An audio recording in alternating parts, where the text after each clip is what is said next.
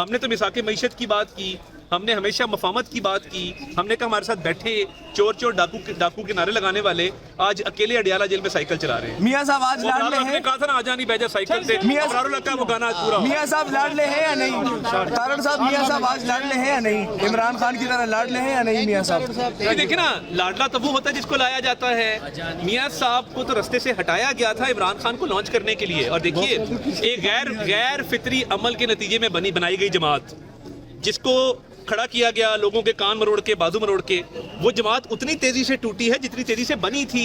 तो मैं नहीं समझता कि कोई लाडलाइज्म है। हाँ, जो जुल्म ज्यादती हुई थी उसका कुछ अदाला होना शुरू हुआ है, जो अदालतों के थ्रू है। जमातें भी ये कहती हैं कि मियां साहब को लाया जा रहा है। मैं ये समझता हूँ कि हमने फोकस करना है महंगाई पे, बेरोजगारी पे, मईशत के मसाइल पे। जब बेटे से तनख्वाह ना लेने पे निकाला जाए और उसके बाद सुप्रीम कोर्ट के जजेस के सुपरवाइजरी पैनल के तहत डे टू डे नैब का ट्रायल चलाया जाए, जो कभी तारीख में नहीं चला, सियासी इंतकाम का निशाना बनाया जाए सिर्फ एक प्रोजेक्ट को लॉन्च करने के लिए, तो ये सब कुछ जो हो रहा है ये कोई अनहोनी तो नहीं है।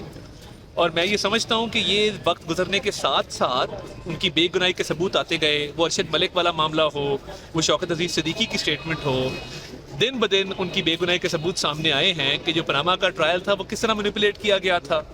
तो हम कोर्ट्स ऑफ लॉ के सामने हैं और कोर्ट्स की हमेशा मानी है। और जो हमारी दोनों अपील्स हैं, एविल फील्ड की और अजीजिया की, उनको रेजरेक्ट करने की हमने एक एप्लीकेशन दी है। और कोर्ट्स ने ये लिखा था दोनों अपीलों में कि जब मियां साहब वापस आएंगे तो ये अपीलें दोबारा से उनको रिवाइव करने का हक उनको हासिल होगा।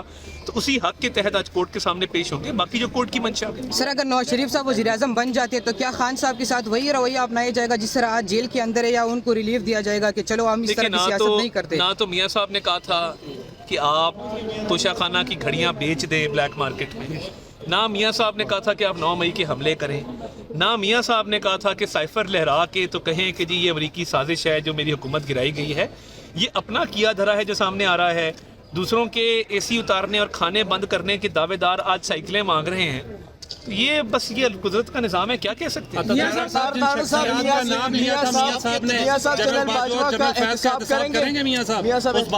आपके सारे लाने से लग रहा है कि आपकी ख्वाहिश ज्यादा है।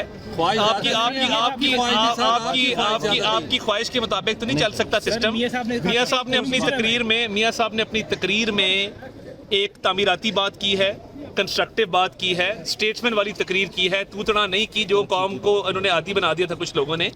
तो उन्होंने तामीर और तरक्की की बात की है, उनका विजन आपके बिल्कुल सामने है। बाकी आप अगर कोई दरख्वास्त देना चाहते हैं नेशनल डायलॉग शुरू हो रहा है, अभी आएंगे, आप उनसे पूछ लीजिएगा।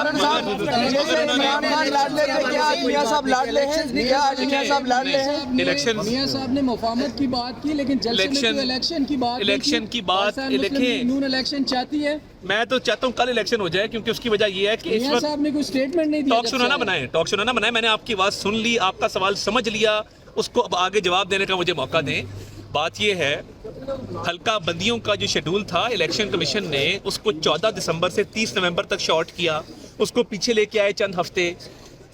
हर जी शऊर आदमी, हर अक्लमंद आदमी ये बात समझता है कि हल्का बंदियों के शेड्यूल के दौरान इलेक्शन शेड्यूल की अनाउंसमेंट नहीं हो सकती। वो होनी है तो वो 30 नवंबर के बाद होनी है। अब बाकी आप खुद अक्लमंद हैं। और देखिए, जनवरी में इलेक्शन, हमने तो ये पहले भी बात की है, जनवरी के एंड में इलेक्शन हो जाना चाहिए, फरवरी के स्टार्ट में इलेक्शन हो जाना चाहिए।